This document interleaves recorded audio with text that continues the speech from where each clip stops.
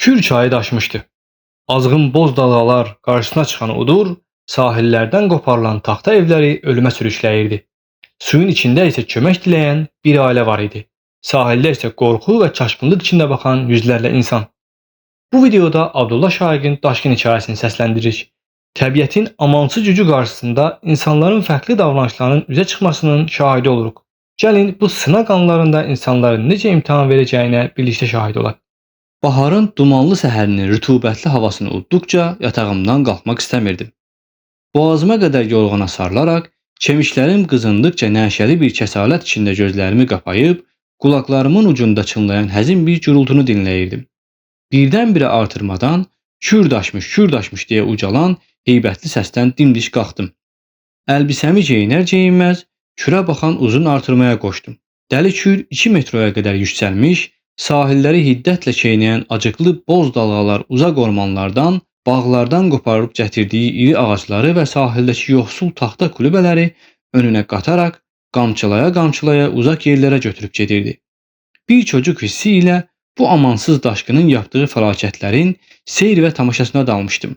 Sahil boyu uzanıb gedən sarp qayalar, yaşıl təpələr və hər tərəfdə gürültü qoparan tamaşaçılar, sevincindən hoppanıb düşən çocuklar bu mənzərənin gözəlliyini bir qat daha artırmışdı. Birdən-birə sahillərdən qopan müthiş bir bağırtı qəlbimdə dərin bir həyəcan oyatdı.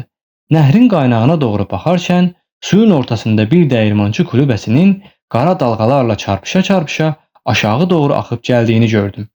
İçindəkilər uzaqdan bir pişik yavrusu qədər görünürdü. Əllərini sahillərə doğru uzadaraq yardım istəyən bağırtıları hiddətli boz dalğaların gürültüləri içində yayılıb gedirdi. Uzaqdan seyr edən tamaşaçılar bu müthiş mənzərəyə çox acıdıkları halda kimsə də onları qurtarma qarşısı yox idi. Kür nəhri təbii halında axdığı zaman tam ortasında kiçik bir adacıq görünürdü. Sellərin gətirdiyi ağaclardan bir neçəsi haman quruda dərin köklər atmış olduğundan yerləşib qalmışdı. Yay zamanı ora kiçik yaşıl bir ada kimi canlanırdı. Üzgüklər çox vaxt üzə-üzə gedib dörd tərəfi su olan o quruda, o kiçik adacıqda dincəlirdi. Bu dəfə də sellərin ilk gətirdiyi bir neçə qol budaqlı iri ağac o dayaz yerdə möhkəm yerləşib qalmışdı. Kulübə get-gedə yaxınlaşır və nəhrin ortası ilə ağaclara doğru qoşurdu. Bu hal sahildə alay vuran tamaşaçıların qəlbində ümid nuru doğurmuş olduğundan hamı böyük maraq içində işin nəticəsini bəkləyib dururdu. Kulübə ağaclara yaxınlaşınca şiddətli bir dalğa çarparaq onu ağacların üzərinə atdı. Kulübə şiddətlə ağacların arasına soxulub qaldı. Sahildəkilər bir vücud kimi birdən müthiş bir çığırtı qopardı. İçindəkilər artıq aydın görünürdü. Ata, ana və 2 çocukdan ibarət idilər. Onlar hər iki sahilə doğru əllərini uzadıb yardım deyə bağırırdılar. Hələ dəhşətin ağırlığını hiss etmiş olduğundan dam üzərinə atılmış pişiyin davamlı miyoltusu, artırmanın barmaqlığı yanında dalğalarda islanmış köpəyin qorxunc bir səslə hürməsi bu mənzərənin dəhşətini daha bir qat artırırdı. Hər kəs böyük bir istiraf və həyəcan içində həmin zühur edəcək müthiş bir faciəni bəkləyib dururdu. Zira ki, bir dalğanın o ağaclara doğru gətirdiyi iri, dalbudaqlı bir ağacı ikinci dalğanın ağzında sellərə qarışdığına dəfələrlə şahid olmuşdular. Kulübəyə doğru ağzını açıb gələn hər dalğa yaxınlaşdıqca sahildəkilərin istiraf və dəhşətini artırırdı. Bu zaman bir gənc divarı daşlarla hörülmüş bir həyətə koşdu. Əlbisə qurutmaq üçün bir-birindən fasiləli iri tut ağaclarına bağlanmış kəndirləri birər-birər açdı. Artırmalarda durub uzaqda tamaşa edənlər gəncin fikrini anlayaraq hər tərəfdən ona uzun kəndirlər atdılar. Gənc bu kəndirləri bir-birinə möhkəm caladı.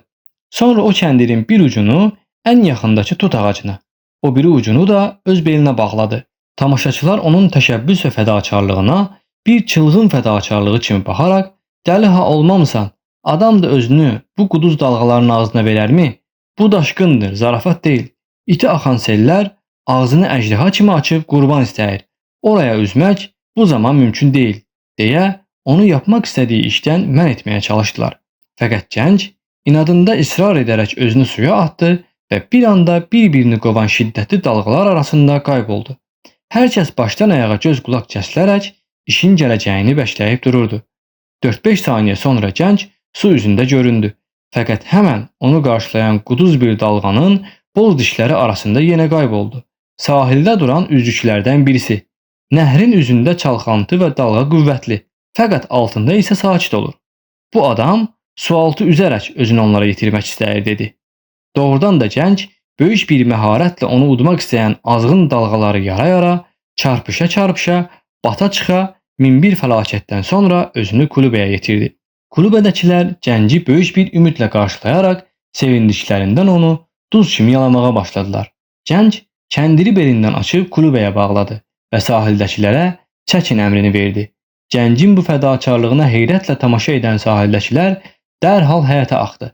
Hər tərəfdən kəndirə sarılaraq bir ahənglə onu çəkməyə, çəkdikcə də onu ağaca sarılmağa başladılar. Kulübə yavaş-yavaş sahilə yaxınlaşırdı. Çindəkilərin bürüşmüş alınları, çatılmış qaşları, uçmuş bətbənizi açılmış, gözlərində qurtuluş və ümid qığılcımları uçuşurdu. Biraz sonra kulübə sahilə yan aldı.